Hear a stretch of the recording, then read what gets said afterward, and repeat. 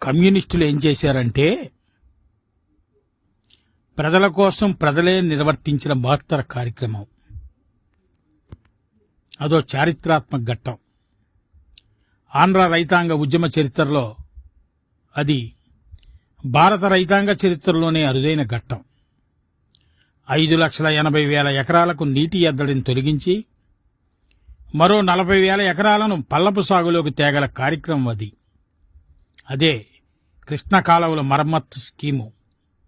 అధిక ఆహార ఉత్పత్తికి అవకాశం కలిగించి కరువు కాటకాలను అరికట్టి ప్రజలను కాపాడే కార్యక్రమం అది. ఈ కార్యభారాన్ని ఆంధ్ర రాష్ట్ర రైతు సంఘం తన భుజాన వేసుకుంది. బెజవాడ వద్ద ఈ పనిని ప్రారంభించారు. దీన్ని నిర్వహించడం ఎంతో క్లిష్టమైన పని. అవి ఆకుమల్ల రోజులు. రైతులకు కూలీలకు చేతినిండా పని ఉన్న రోజులు. ఇతర ప్రాంతాలకు ఇతర పనులకు కూలీలు రావటం సాధ్యం కాదు. అలాంటి పరిస్థితుల్లో ఇంత పెద్ద కార్యక్రమాన్ని ఒక ప్రజా సంస్థ పూనుకోవటం భారతదేశంలో ఇదే మొదటిసారేమో. కాలువ మరమ్మతు పని సకాలంలో పూర్తి కావాలని రోజుకు 3,000 మంది పనిచేస్తుండాలని రైతు సంఘం పిలిపించింది. 19వ తేదీ నాటికి, అంటే 1944 మే 19 నాటికి సుమారు 3,000 మంది కూలీలు పనిలోకి దిగారు. వ్యవసాయ కూలీల్లో కొంతమందికి ఇది అలవాట్లేని పని. తమ శక్తిని పరీక్షిస్తుందా అనిపించే పని అది.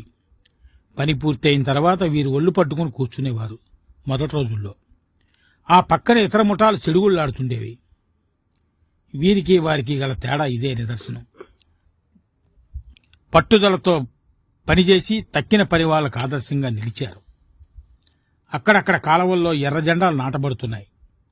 పార్టీ సభ్యులు, రైతు కూలీ వర్కర్ ముఠాలు ఒక్కొక్క జెండాని పాతుకొని దాన్ని సాన్నిధ్యంలో పని కొనసాగిస్తున్నారు.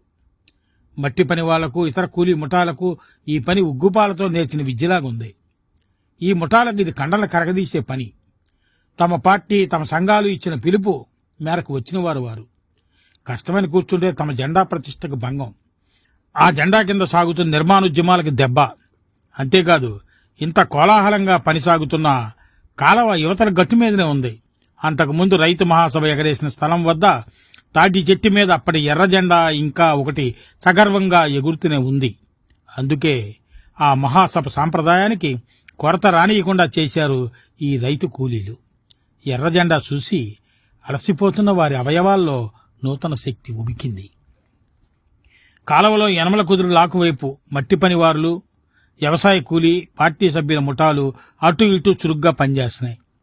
పనిచేస్తున్న పార్టీ సభ్యుల్లో అన్ని తరగతుల రైతులు, విద్యార్థులు, కార్మికులు, వృద్ధులు ఉన్నారు. 100 ఎకరాల ఆసాములైన భీమవరపు కృష్ణారెడ్డి పొద్దుటూరు, గన్నే సత్యం వల్లూరు గారు తమ పార తవ్వి తట్టలెత్తారు. విద్యార్థులు సైతం తట్టలు మోశారు, పారలతో తవ్వారు. 60 ఏళ్లకు పైబడిన దేశ సేవకుడు, కాంగ్రెస్ ఉద్యమంలో ఎంతో త్యాగం చేసిన గుత్తికొండ అచ్చయ్య గారు ఎర్ర జెండా నీడ కింద ఈ సాంప్రదాయాన్ని కొనసాగించారు. పిలుపు విన్నదే తడవుగా చేతిలో ఉన్న సొంత పనులను మూలబెట్టి కాలువ పనికొచ్చారు. గన్నవరం తాలూకా దావాజగూడెంకి చెందిన 60 ఏళ్లకు పైగా ఉన్న జిల్లేల వెంకయ్య గారు తలపాగా దట్టి బిగించిన పంచికట్టుతో చేతిలో పారబట్టి యువకుల్ని ఉత్సాహపరుస్తూ పట్టుదలగా పాల్గొన్నారు. అలవాటు లేని ఈ గడ్డు పనిని క్రమంగా దీక్ష కొద్ది అలవాటు చేసుకుని అదే వృత్తిగల కూలీలతో కలిసి విద్యార్థులు, మేధావులు వచ్చి పనులు చేశారు. సెలవు రోజుల్లో అచ్చుపనివారు, ఇతర కార్మికులు వచ్చి ఎవరికీ తీసిపోని ఉత్సాహంతో పనిచేశారు. కార్మిక కర్షక ఐక్యతను వారు నిరూపించారు. టెక్నీషియన్ శిక్షణ పొందుతున్న కొందరు యువకులు తమ సెలవు రోజుల్ని పనికి నియోగించారు. బాల సంఘం కూడా ఉడత సాయం కొనసాగించింది. 13వ తేదీ నాడు కామ్రేడ్ పుచ్చలపల్లి సుందరయ్య, చలసాన వాసుదేవరావు, మద్దుకూరి చంద్రశేఖరరావు, కడియాల గోపాలరావు మొదలైన పార్టీ నాయకులంతా తలలకు గడ్డి చుట్టలు జుట్టి తట్టా పారా బట్టి పనిచేస్తున్నప్పుడు కల్లారా చూసిన వారిలో కలిగిన ఉత్సాహం అంతా ఇంత కాదు. ప్రముఖ రాజకీయ పక్ష నాయకులు ఇలా తట్టా పారా పట్టి కూలీలతో పాటు పనిచేయడం కనీవిని ఎరగని విషయం. పట్టణ మధ్యతరగతి వారు ఈ విషయాన్ని గురించి వింతగా చెప్పుకున్నారు. కుల వర్గ విచక్షణ లేకుండా, విజ్ఞాన స్థాయిలో తారతమ్యాలు ఆలోచించకుండా అంతా కలిసి పనిచేయటం చుట్టుపక్కల రైతు కుటుంబాల్లో ఎంతో సంచలనం కలిగించింది. కమ్యూనిస్టులంటే ఏమిటో అనుకున్నాం. వారి కార్యదీక్షను ఈనాడు కల్లారా చూశాం. బాగుందనైనా మీ పని అని ఆశీర్వదించాడు ఒక రైతు పెద్ద. కాలువకు ఇటు అటు ఉన్న పడమట యనమల కుదురు నుంచి కొంతమంది రైతు మహిళలు వంటశాలలో పనులు చేయడానికి తమంతట తాము ముందుకొచ్చారు. వెలగపూడి రత్తయ్య గారు గుమ్మడికాయలు పంపారు.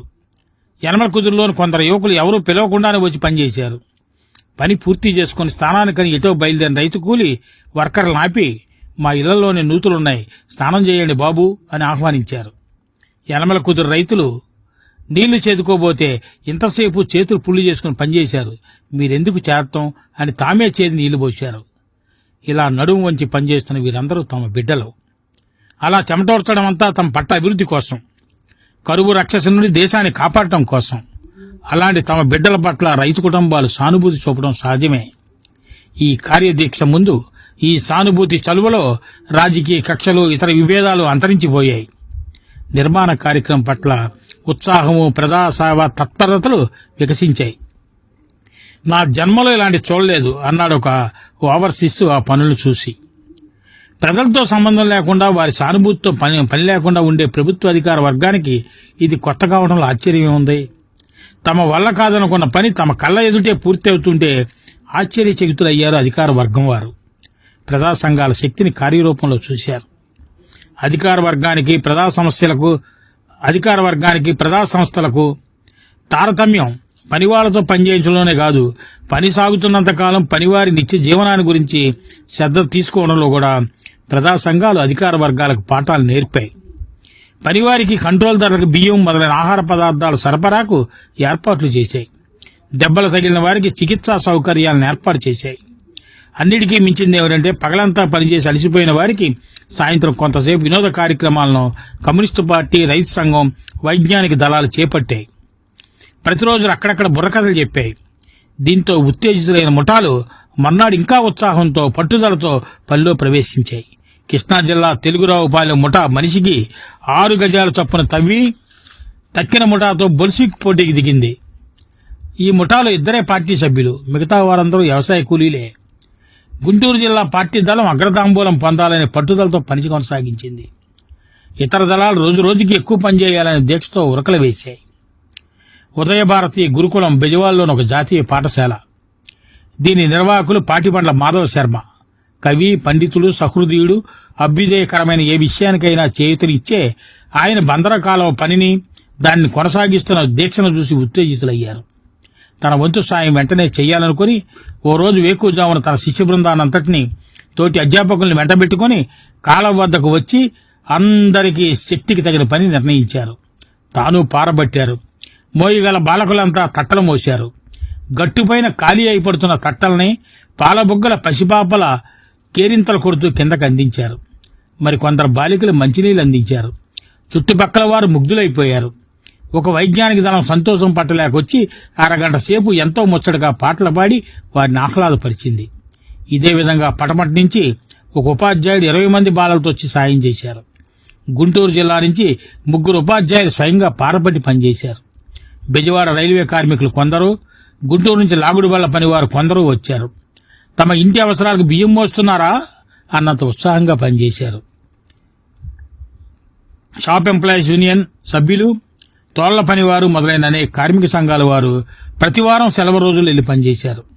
బెజవాడ ట్రేడ్ యూనియన్ సంస్థలన్నింటి తరపున 100 మందికి పైగా వెళ్లి ఒకరోజు పనిచేసి కార్మిక కరస్క ఐక్యతను చాటారు.